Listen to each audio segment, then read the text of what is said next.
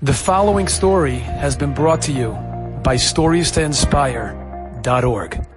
I'll tell you a story.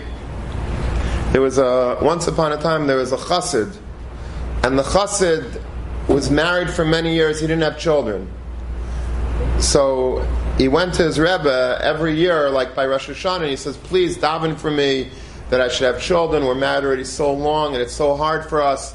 So the Rebbe tried and tried and tried. He wasn't able to break through the Shari Shamayim to get the tefillos answered. So one Rosh Hashanah, he went again to the Rebbe a few weeks before Rosh Hashanah. Please, Elul, we have to daven. Rosh Hashanah is a time that the akaras are nifkada. All barren women get answered by the Rebbeinu Shalom if they're zeicha to. Please daven for me this year. I'm really, really desperate. So he says, listen, I can't open up the gates of heaven for you. For some reason, as far as you're concerned, they're locked with my abilities. I can't.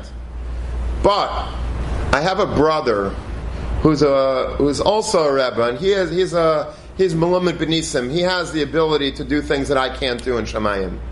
He says, so what I would suggest is go to him for Rosh Hashanah. I'm going to write him a letter and say he's going to expect you by him. And you go stay by him Rosh Hashanah. He'll be able to daven for you and your wife, and in Mirza Hashem, you'll be zeicha to have a child this year. Okay, the Rebbe says to do it, and he says, thank you, I really appreciate it. And Rosh Hashanah comes along, and he comes into the original Rebbe's shtibel. He didn't go to the Rebbe's brother in the end. He stayed in that shtibel. So the Rebbe was very surprised. Why did you come back? Why did you come back to me? Like I told you to go to my brother. He's expecting you. He's going to maybe be able to be Pesach Shar L'Daifkim. Like he says, I know the Rebbe told me that, and I was going to do it, and I spoke it over with my wife. And of course, I really wanted to. The Rebbe said that I could have a child by going to the Rebbe's brother. Of course, that's what we want. That's what we've been davening for.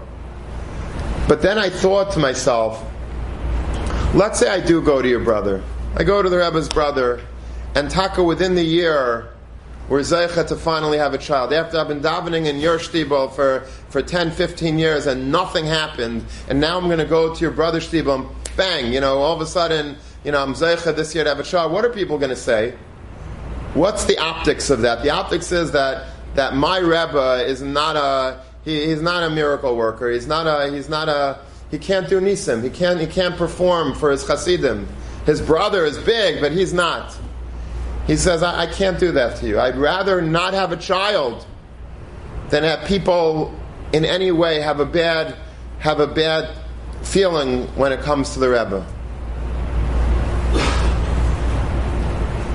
And the Rebbe was so moved by that he was willing to give up a child just for the Rebbe's kavod, and that loyalty that he had to the Rebbe, that the Rebbe davened again, and this year he was answered, and they were able to have a child.